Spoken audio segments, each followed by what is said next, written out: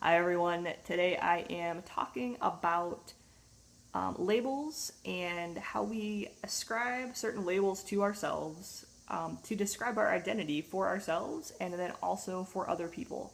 Because ideally it's kind of a shorthand, especially when we're first meeting people, to explain who we are.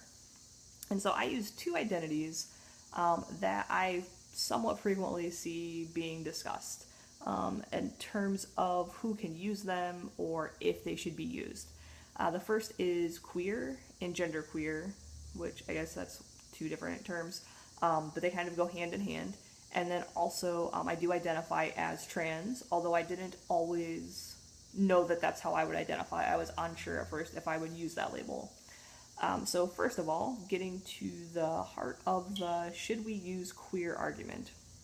The argument against it is that it was and is a slur, and for some people they may find that triggering if it was something that was used against them ever, or just in general, I suppose.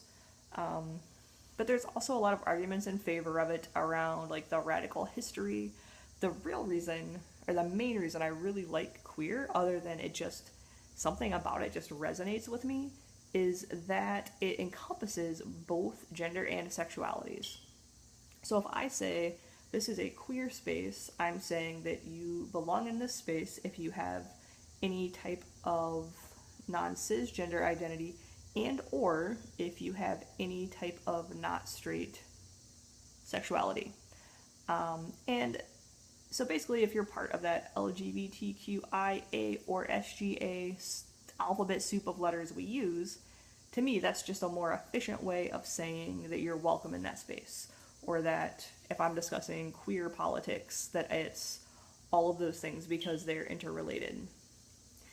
And I came to queer through genderqueer. And I came to that identity because when I first started trying to figure out for myself, like, oh, okay, like this is more than just I have a different gender expression, there's actually some identity issues. How do I describe that? I imagine that any non binary person went through a process of what are all of the labels available to me and what fits the best. And so I eliminated several of them. Two that I will give you a quick example of are androgynous or gender fluid.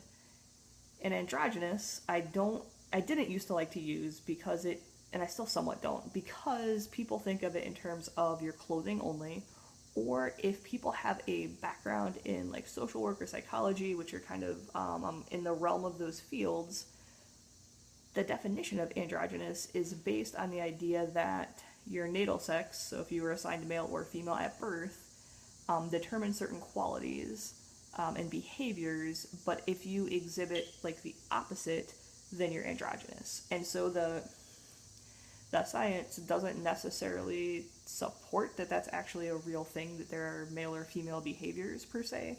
So I don't identify as androgynous because I disagree with that actual definition. But I've come to realize that a lot of people have a more general understanding of the term, and so it's sometimes a quick way to help explain my gender to people. Same thing with gender fluid. I have some fluidity, definitely, but most of the time, as I've said before, my gender is kind of all of the time.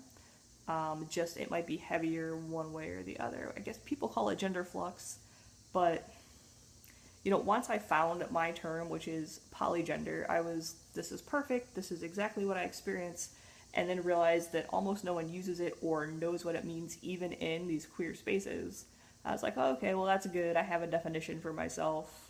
I'm still going to have to use all of these other terms for other people. And so then when I kind of left go of that perfect term, genderqueer became a very quick, understandable shorthand for people. And often, even in my videos, I've noticed I will say genderqueer non-binary as if it's one identity, meaning that you might identify as genderqueer and or non-binary, specifically because people don't use that queer term. So coming to that understanding, and then like my sexual attraction and my romantic attraction does not change based on my gender.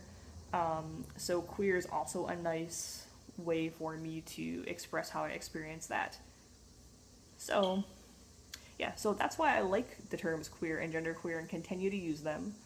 I would never specifically state anyone else's identity as queer if I did not know they used it as such. Um, but I'm okay with it, and I think that at some point you can take back those slurs and understand how language progresses. Um, and there are other slurs. I'm thinking of some specific racial slurs, for example, that I would never use because I'm obviously a member of those communities. I'm obviously white. Um, so those I would never deem accessible to myself. So as a member of the queer community, it's completely appropriate to me. And I did see one person said that if you identify something as queer, you're giving straight people like a free pass to say queer. To me, I don't care if a straight person says, oh, there's a,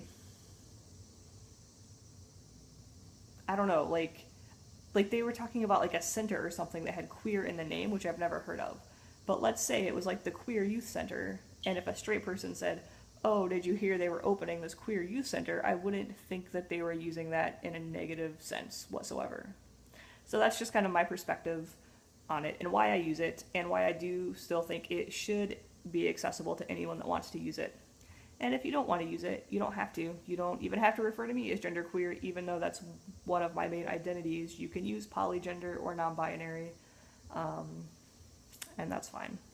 So, what about trans? I mentioned, I think, that I didn't know at first if I would use trans like if I would identify myself that way or feel like I should be part of that community, because I did not want to completely like medically, I don't want to say medically transition, like medically and socially I wasn't completely transitioning to a different gender, like either or. But like I knew like pretty right away immediately like, oh, this is medical stuff that I would like to pursue, and this is medical stuff that I'm undecided on and currently have one opinion but might go another way at another time. If that makes sense. I don't know. But I still wasn't certain that I was part of the trans community as a non-binary person. And I still don't want to necessarily speak like for all, like, well, I never want to speak for like all non-binary people either. But I recognize that there are some different experiences depending on how you transition and how you interact in the world. And I have a friend who, I don't even know if he technically uses the term non-binary because he has a specific gender identity. But he's assigned male at birth, uses male pronouns, presents masculine, beard and all, but he's not cis. But like he's comfortable doing that, and I'm just like, I don't know how that can be okay for him, but it is, and that's great, and I'm happy for him, and good for him. But I just completely went off on a tangent. But my point is that depending on how you experience your gender and interact in the world, you face different challenges and different levels of difficulty accessing certain resources and those types of things.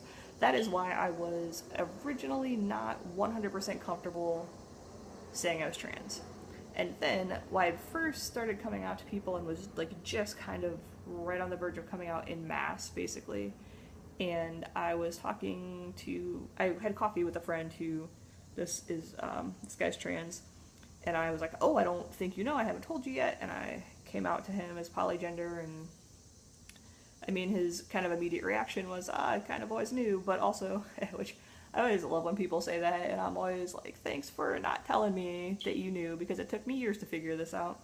But one of his other immediate things was to immediately ask if I had already looked up local, like, trans groups, resources, or, like, he just kind of assumed that would be how I identified.